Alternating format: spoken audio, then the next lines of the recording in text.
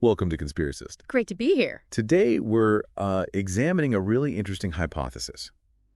The idea that governments, or maybe other powerful groups, have intentionally concealed evidence of rediscovered ancient knowledge. Right. It's a big one. We've got sources touching on this from, well, all sorts of angles, lost technologies, theories about ancient civilizations, even how we think about history itself. Exactly. And our goal here is really just to objectively look at the claims, the reasoning, based purely on the information we have in front of us. Keeping a critical eye, focusing on the evidence presented, or sometimes the lack thereof. Okay, so let's start with some of these claims about advanced ancient knowledge. A big one that comes up is the Netflix series, Ancient Apocalypse. Ah, yes. There's some discussion I see about how experts view it, often labeling it as, well, promoting unfounded conspiracy theories. Specifically, the idea of a really sophisticated ancient civilization spreading knowledge globally to hunter-gatherers way back. And one point raised is how the show often phrases things. It uses questions a lot, doesn't it? Like, was Cleopatra an alien? That kind of thing. Yeah, which is different from making a direct claim and backing it up with solid proof. It's more speculative. It allows exploration without needing that heavy burden of proof, you could say. It gets people thinking, maybe, but not necessarily proving. Though apparently some viewers did find parts convincing. Especially, it seems, the bits about ancient sites aligning with astronomy maybe 11,000 years ago. That astronomical alignment point comes up a lot in these discussions. The idea that these alignments are, hard observations, potentially irrefutable. But the interpretation is key, right? Absolutely. Ancient people were definitely keen astronomers, that's clear.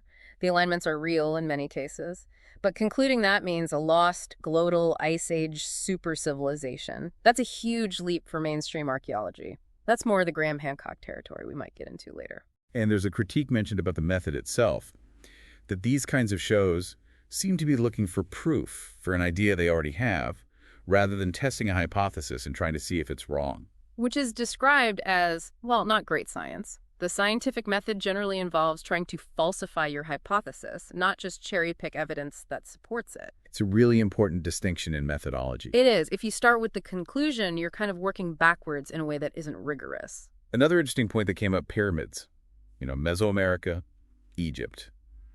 Sometimes people point to similarities as proof of contact. Right, the diffusion argument. But the counterpoint mentioned is, okay, if there was contact sufficient for building pyramids, why no exchange of, say, diseases or basic agriculture or livestock beyond dogs and llamas in the Americas? That's a strong biological and agricultural argument. The old world had all these domesticated animals that carried diseases. Smallpox, measles. Exactly. The Americas didn't, which points to long genetic isolation. It makes contact focused only on pyramid tech seem a bit, well, unlikely. The broader exchange you'd expect just isn't there in the evidence. Okay, we also have this source, a DVD compilation, Conspiracies of the Ancient World. Sounds intriguing. It does. It apparently features Robert Bauval discussing his Orion correlation theory for the Giza pyramids. Right, linking the layout to the stars in Orion's belt. He suggests looking at ancient sites with an astronomer's eye. Which is archaeoastronomy. The alignments themselves are studied, but Bauval's specific interpretation linking it to a much older lost knowledge or civilization is definitely debated. The compilation also mentions a religious cover-up related to snake symbols and this idea of ancient wisdom being lost or hidden. Themes that fit right into the main hypothesis we're exploring today, knowledge potentially being obscured or just disappearing over time. So let's pivot to actual examples where knowledge was lost and maybe rediscovered. Roman concrete's a big one. Oh, definitely. It comes up frequently. The fact that its quality wasn't really surpassed until, the 1970s? Pretty amazing. And we only recently figured out the self-repairing mechanism, apparently involving volcanic ash. Poxolanic ash. Right, the specific chemical interactions. And the source mentions Vitruvius wrote about the composition centuries ago, but the practical know-how, the exact process, seems to have faded. Medieval architecture was different partly because they couldn't make concrete like the Romans. It shows how practical knowledge can just vanish, even if hints are written down. Exactly. It's not just about having the recipe, it's about knowing how to cook it, so to speak. Then there's the Antikythera mechanism.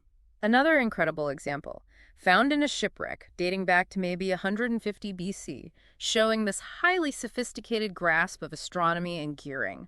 way ahead of what people thought was possible then. And that knowledge seems to have just disappeared until, well, much later, maybe the Middle Ages or even later for that level of complexity. It really highlights how advanced pockets of knowledge could exist and then be lost, only to resurface much later through archaeology. What about Lucretius on the nature of things? Rediscovered, talking about atoms. Yeah, that's mentioned. A 15th century rediscovery of a much older text.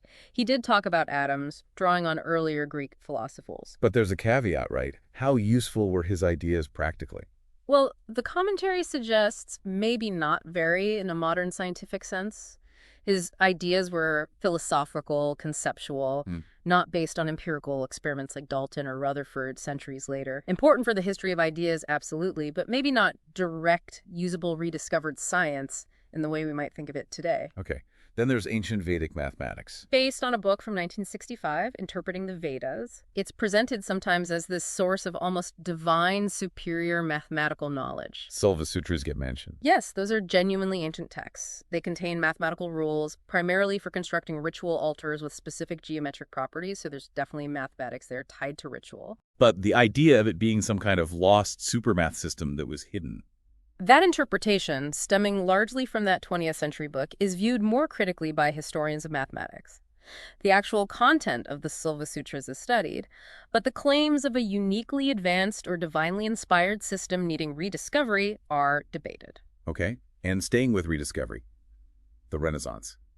Lots of ancient texts popping back up then. Right, like the Corpus Hermeticum, the Chaldean oracles, Orphic hymns, all contributing to this idea of Prisca Sapientia or Prisca Theologia, ancient wisdom, a kind of primordial truth. And this apparently influenced some major figures. Copernicus, Kepler, Newton, Leibniz.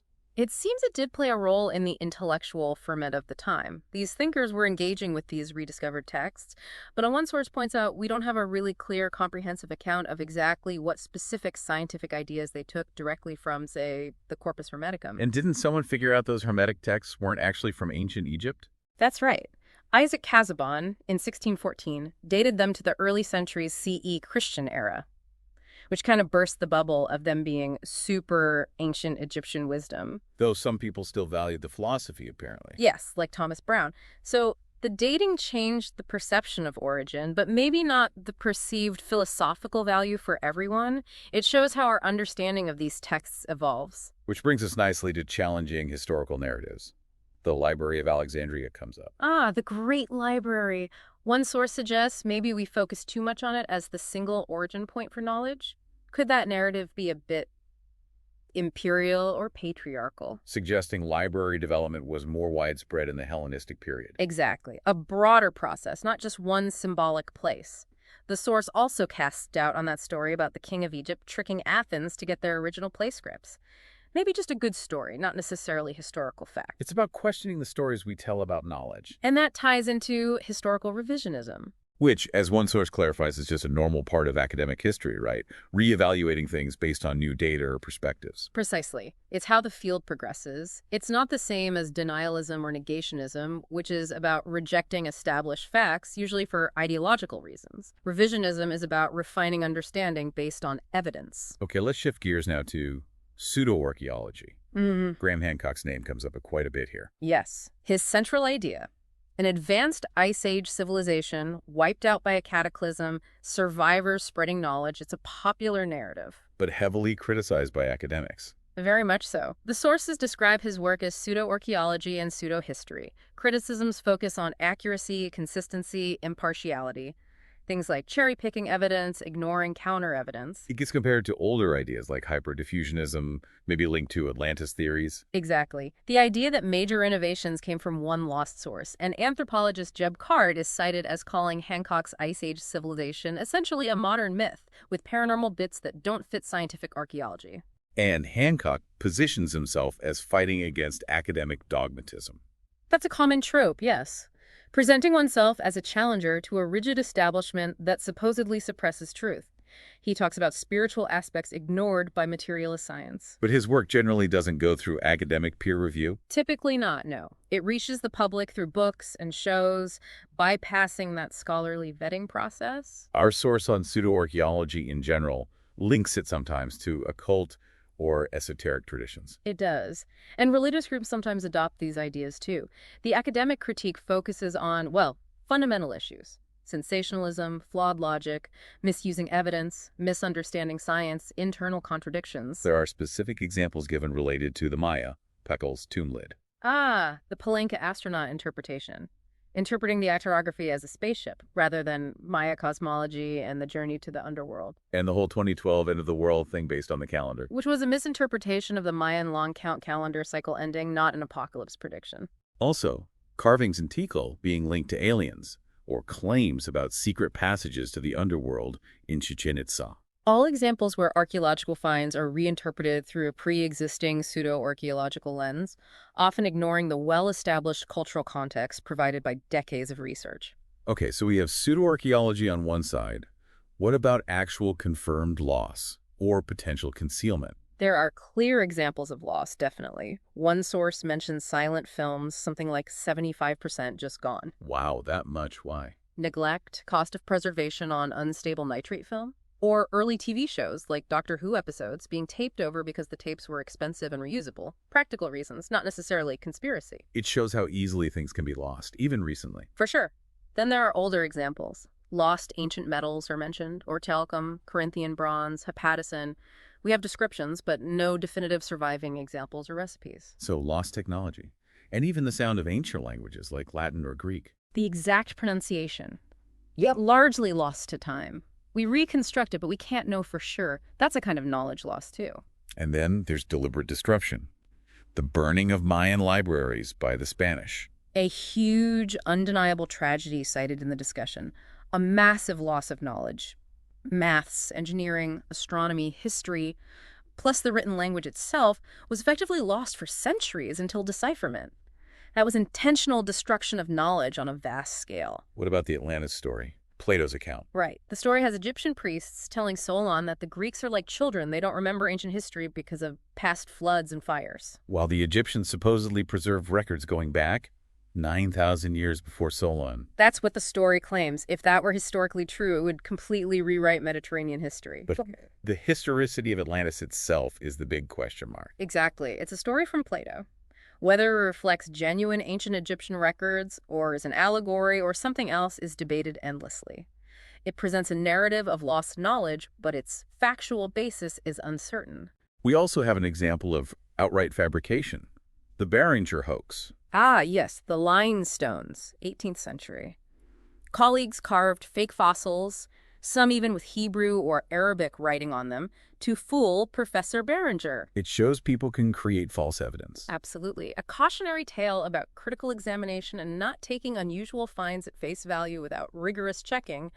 Deception is possible. Lastly, the hollow earth theory gets a mention. Yeah, a fringe idea. UFOs coming from inside the earth, subterranean civilizations, sometimes linked to Atlantis too, apparently. And the point made is, despite deep drilling, you can't technically prove the whole earth isn't hollow because it's so vast. That's the argument sometimes used by proponents, but it ignores the enormous body of indirect evidence from seismology, gravity, Earth's magnetic field, density, all of which points overwhelmingly to a solid, differentiated interior consistent with current geological models, not a hollow sphere. The lack of direct visual proof of the very center doesn't invalidate the scientific consensus based on all other available data. So we've covered quite a spectrum today, from these grand theories of lost supercivilizations and government cover-ups. All the way to documented cases of knowledge being genuinely lost through neglect or deliberately destroyed or simply rediscovered through scholarship and archaeology, plus hoaxes and fringe theories thrown in. It really shows how complex this whole area is. You've got genuine historical mysteries, you've got misinterpretations, you've got outright speculation. Indeed. The core hypothesis, intentionally concealed rediscovered ancient knowledge, touches on deep questions.